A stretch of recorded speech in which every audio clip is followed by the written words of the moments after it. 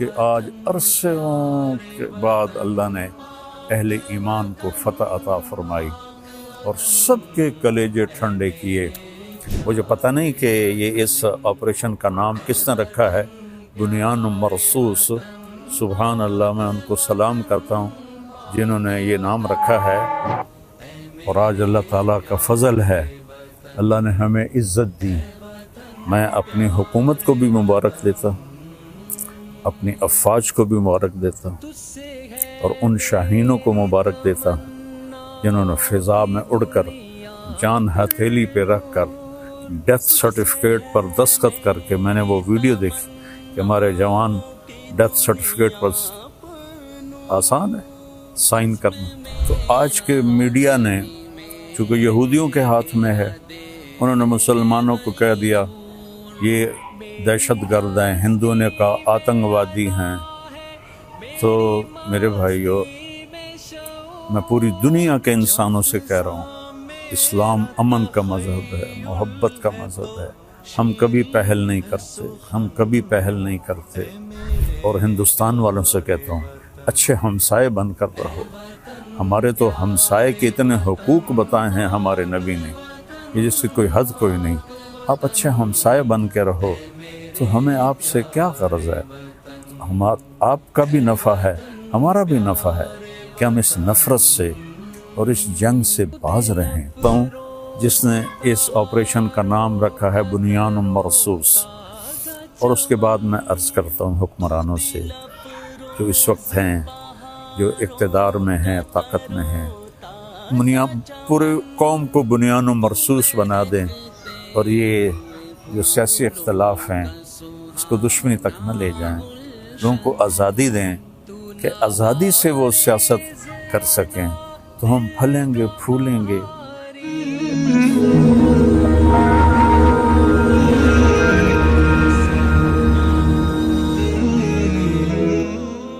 السلام علیکم ورحمۃ اللہ وبرکاتہ۔ بسم اللہ الرحمن الرحیم، والصلاة والسلام علی رسولہ الکریم وعلی آلہ واصحابہ اجمعین، اما بعد، فاعوذ باللہ من الشیطان الرجیم، بسم اللہ الرحمن الرحیم، ان ینصرکم اللہ فلا غالب لکم، وقال النبی صلی اللہ تعالی علیہ وسلم، یا ایھا الناس لا تتمنوا لقاء العدو فاذا لقیتم فاثبتوا۔ میرے محترم پاکستانی بہن بھائیوں اور پوری دنیا کے اہل اسلام جو مدتوں سے آگ و خون میں جل رہے تھے، اللہ نے ایک معجزہ دکھایا اور اپنے سے 10 گنا بڑے دشمن کو اللہ تعالیٰ نے خاک میں ملا دیا اور ان کے غرور کو زمین میں دفن کر دیا، اور اللہ تعالیٰ نے اپنے بندے کی مدد فرمائی۔ اسلام ہمیں کبھی بھی پہل کا نہیں کہتا، ہم ملک کے لیے نہیں لڑتے، ہم اسلام کو پھیلانے کے لیے نکلتے ہیں، یا ہمارے اوپر کوئی حملہ کرے ہم اس کا دفاع کرتے ہیں۔ اسلام امن کا مذہب ہے، بھائی چارے کا مذہب ہے۔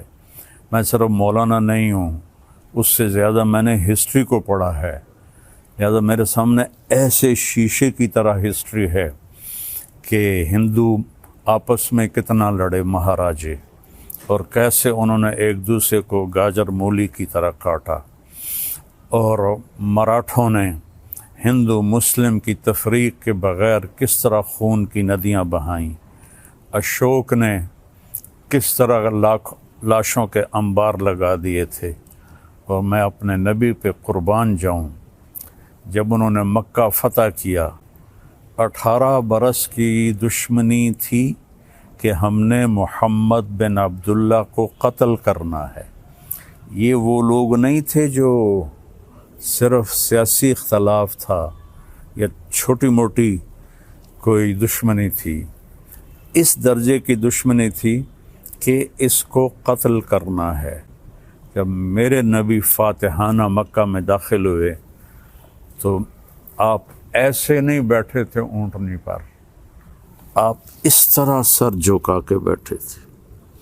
آپ کے پیچھے حضرت اسامہ بن زید بیٹھے تھے، آپ کی لیفٹ سائڈ پر حضرت ابو بکر رضی اللہ تعالی عنہ کی اونٹنی تھی، اور آپ کے لیفٹ پر حضرت اسید بن حضیر رضی اللہ تعالیٰ عنہ تھے، اور حضرت عمر رضی اللہ عنہ صفوں کو سیدھا کرتے ہوئے چل رہے تھے۔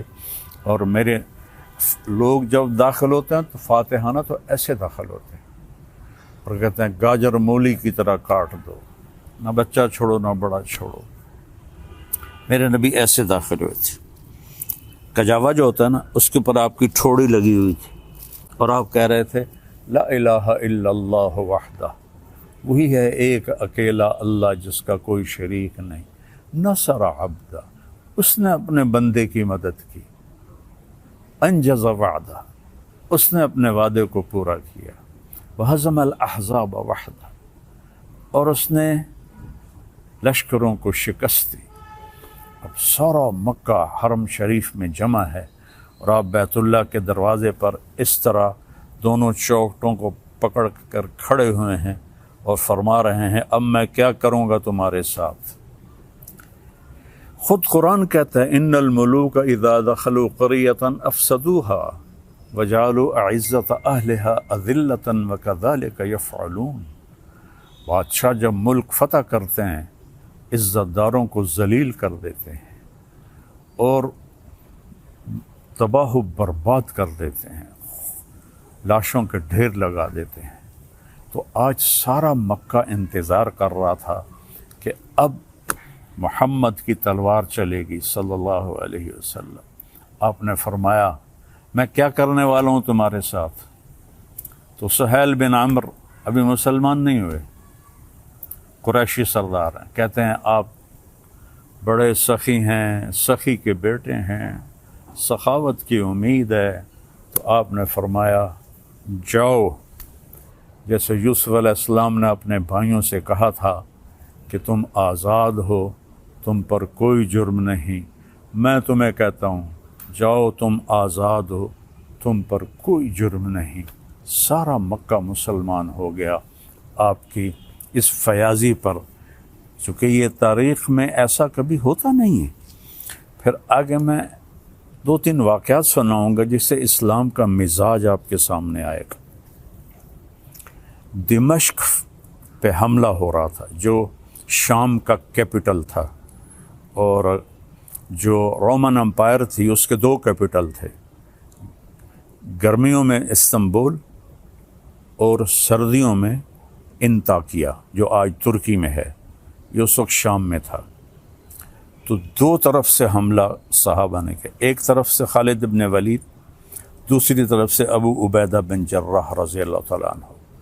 خالد بن ولید فتح کرتے کرتے کرتے ایک بہت بڑا گرجا تھا، اس کے آدھے تک پہنچ گئے تھے کہ ادھر سے ابو عبیدہ ایک دم آئے اور کہا تم تلوار چلا رہے ہو، میں نے تو ان کی صلح کی اپیل منظور کر رہی ہے۔ تو خالد بن ولید کو غصہ آ گیا، میں امیر ہوں، میری اجازت کے بغیر تم نے ان سے صلح کیوں کی ہے؟ کہ بس میں نے کر دی ہے، تمہیں نبھانا ہے۔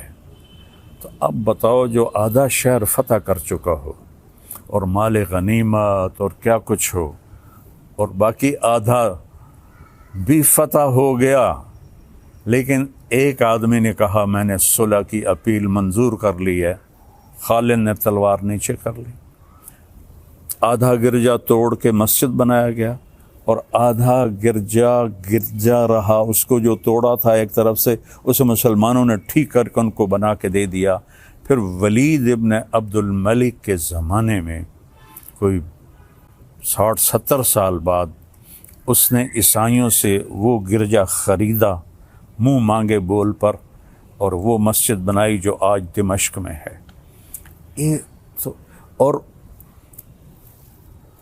جو قیدی پکڑے گئے اس میں پتہ چلا کہ رومن امپائر کے بادشاہ کی بیٹی بھی قید ہے، چونکہ اس کا جو خامن تھا وہ دمشق کا گورنر تھا، اس کا نام تھا توما۔ تو حضرت خالد کو پتہ چلا کہ وہ قیدیوں میں ہے، تو انہوں نے فوراً اس کو وہاں سے نکلوایا، الگ خیمہ، اس کی باندیاں نوکرانیاں، اور اوپر صحابہ کا پہرا لگا دیا۔ اور جب دمشق کا سارا سسٹم ٹھیک کر لیا تو 400 مسلمان سپاہیوں کو رومن امپائر کے بادشاہ کی بیٹی کے ساتھ بھیجا کہ جاؤ اور اسے انطاکیہ کیسر کے پاس پہنچا کے آؤ۔ اس وقت کا رومن بادشاہ کیسر تھا، ہرقل جس کو آپ ہرکلیس کہتے ہیں، ہرقل نام تھا۔ تو 400 سپاہی انطاکیہ کے بارڈر پر ہرقل کی بچی کو چھوڑ کے آئے اور واپس چلے گئے، اور کہا کہ کہہ دینا کہ ہم عزت داروں سے یہی سلوک کرتے ہیں۔ تو جب ہرقل نے دیکھا، حیران پریشان، تو اس نے پوچھا، بیٹی نے سارا بتایا، تو وہ رونے لگا کہ جس قوم کے یہ اخلاق ہوں تو یاد رکھنا ایک دن انطاکیہ بھی ان کے قدموں میں ہوگا۔ یہ اس کے الفاظ تھے۔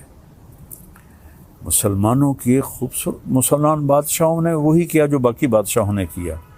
لیکن میں تھوڑا سا آگے چلتا ہوں، میں آپ کو صلاح الدین ایوبی کی بتاتا ہوں، جو 492 ہجری یعنی میرے نبی سے 492 سال بعد کی تاریخ آپ کو بتانے لگا ہوں کہ صلیبی عیسائی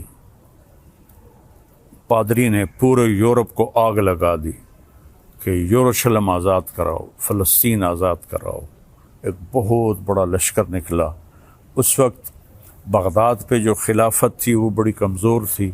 مستظہر باللہ ایک خلیفہ تھا جو اس وقت وہاں حکمران تھا، لیکن غلبہ وہاں سلجوکیوں کا تھا۔ تو اس نے آسانی سے بیت المقدس یروشلم کو فتح کیا۔ اس کا نام تھا گاڈ ہمفرے، اور اس خبیث نے کہا جب تک مسلمانوں کا خون میرے گھوڑے کے سینے تک نہیں آ جاتا قتل عام جاری رکھا جائے۔ تو اس وقت یہودی بھی آباد تھے اور مسلمان بھی آباد تھے اور عیسائی بھی آباد تھے۔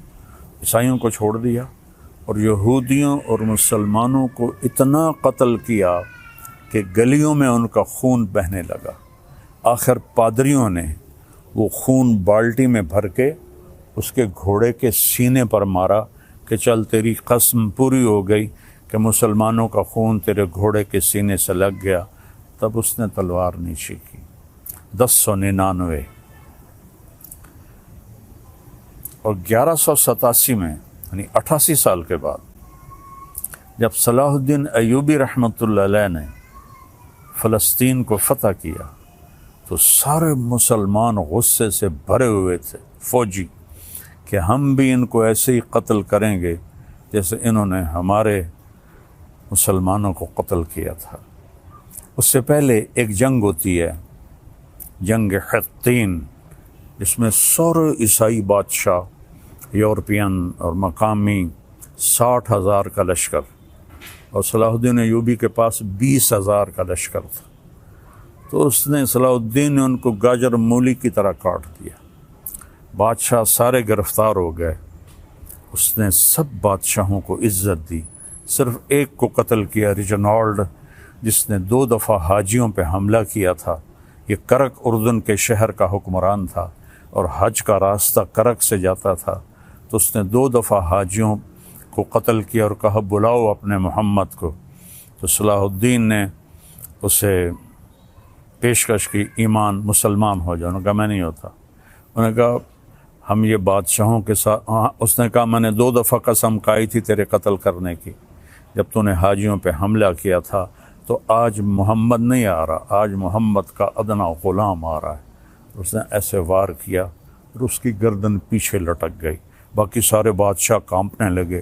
اس نے کہا ڈرو نہیں، ہمارا مذہب ہمیں یہ نہیں سکھاتا، ہم بادشاہوں کو، عزت داروں کو ہم عزت دیتے ہیں، لیکن یہ بہت حد سے آگے بڑھ گیا تھا، اس لیے میں نے اس کو قتل کیا ہے۔ پھر آ کر انہوں نے یروشلم کو گھیر لیا، اور وہاں تو فوجی کوئی نہیں تھی، چند سپاہی تھے، تو آ گئے جی ہم نے صلح کرنی۔ صلاح الدین نے کہا صلح کس بات کی، اب تو میں فتح کر چکا ہوں، اب تو میں اس پر فاتحانہ داخل ہوں گا، میں اس پر فاتحانہ داخل ہوں گا۔ جب فاتحانہ داخل ہوں گے تو غلام، باندیاں، مال غنیمت، کتنا کچھ تھا۔ تو انہوں نے منتیں کی کہ مہربانی کریں آپ ہمیں معاف کر دیں۔ تو آپ 88 سال پہلے دیکھیں کہ قتل عام سے گلیاں بھر گئیں، اور 88 سال بعد ایک مسلمان جو اپنے نبی سے 400 کوئی 500 سال بعد آیا ہے، اس نے کہا اچھا ٹھیک ہے، میرے لیے میری طرف سے سب کو اجازت ہے، جو جانا چاہتے ہیں اور جتنا سامان لے جانا چاہتے ہیں وہ بھی لے جائیں، اور فدیہ، تھوڑا سا فدیہ رکھا۔ تو جو مالدار تھے وہ اس کا ہرجانہ اور وہ جرمانہ دیتے ہوئے نکلتے گئے، پیچھے غریب عیسائی رہ گئے۔ ان کا ہرجانہ صلاح الدین نے اپنی جیب سے دیا، اور کچھ باقیوں نے کہا جی ہم رہنا چاہتے ہیں، کہا بسم اللہ رہو۔ نہ کسی گرجے کو نقصان پہنچایا، نہ کسی عیسائی پر تلوار اٹھائی۔ یہ میرا اسلام ہے، یہ میرے نبی کا بتایا ہوا دین ہے جو ایک اللہ کی دعوت دیتا ہے۔ تاریخ تو بہت لمبی ہے، میں نے 3 واقعے بتا دیے، ایک اپنے نبی کا، ایک صحابہ کا، اور ایک 500 سال کے بعد ایک بادشاہ کا۔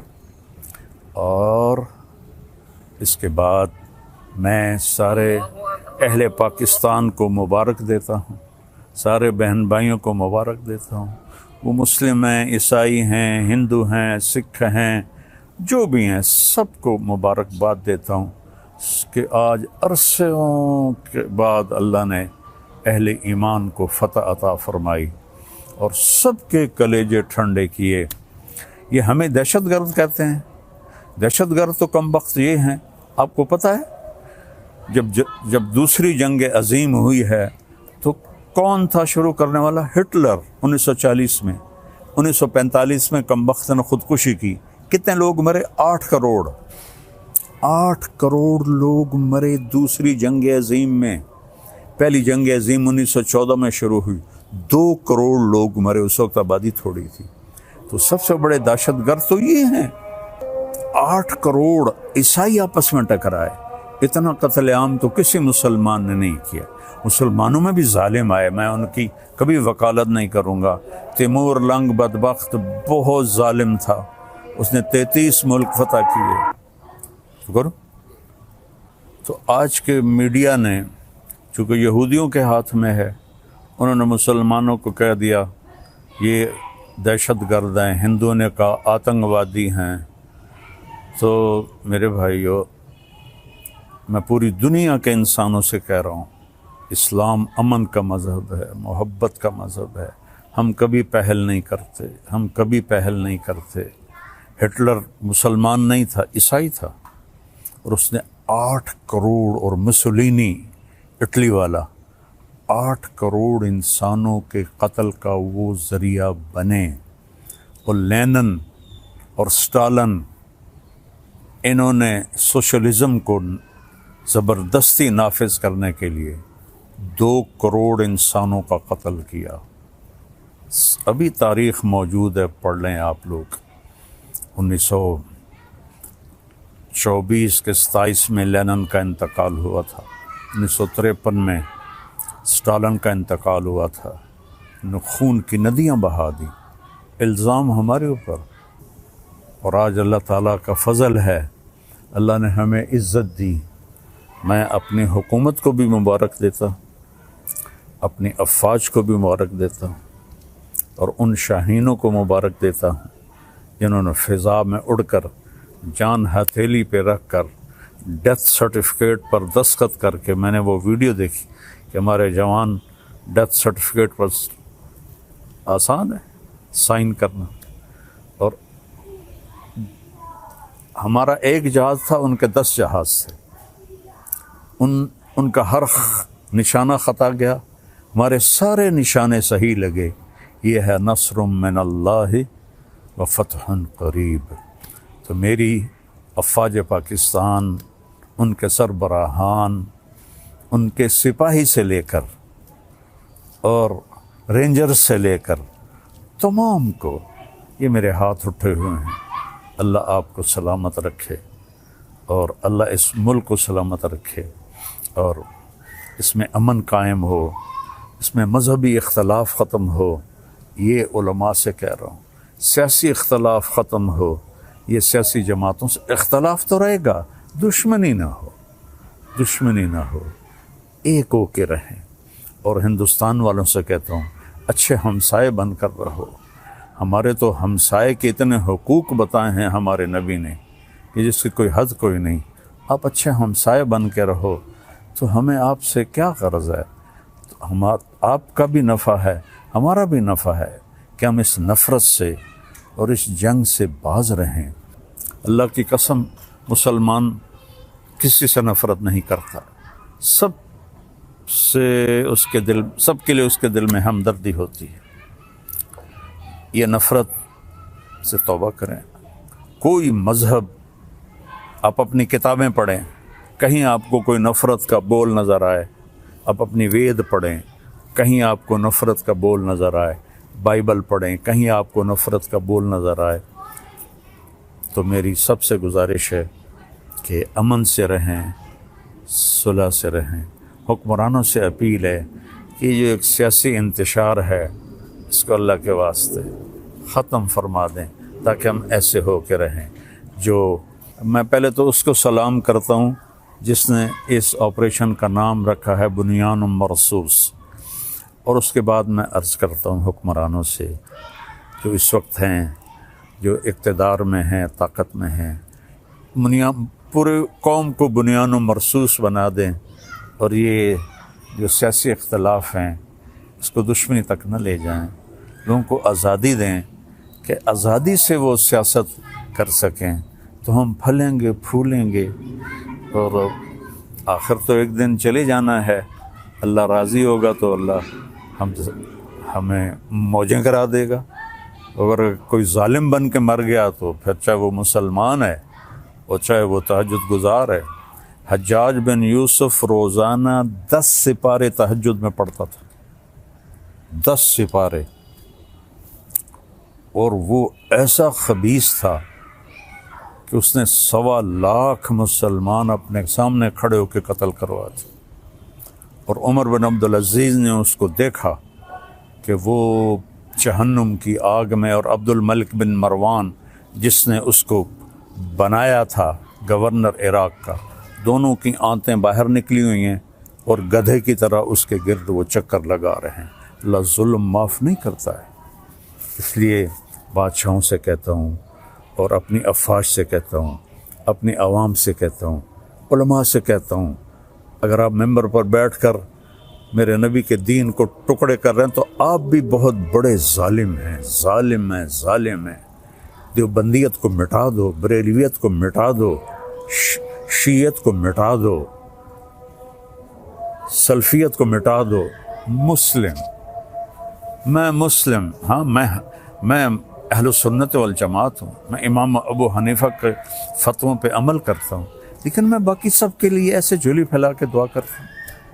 تو یہ میرا آخری پیغام ہے کہ ہم اور نہیں تو سارے ایک دفعہ قومی ترانہ پڑھ لیں اور اسے یاد کر لیں اور اس کا مطلب دیکھ لیں۔ میں 100 کے قریب ملکوں میں گیا ہوں، کسی ملک کا قومی ترانہ اتنا خوبصورت نہیں،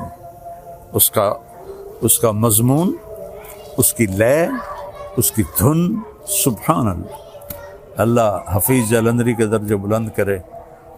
السلام علیکم ورحمۃ اللہ وبرکاتہ۔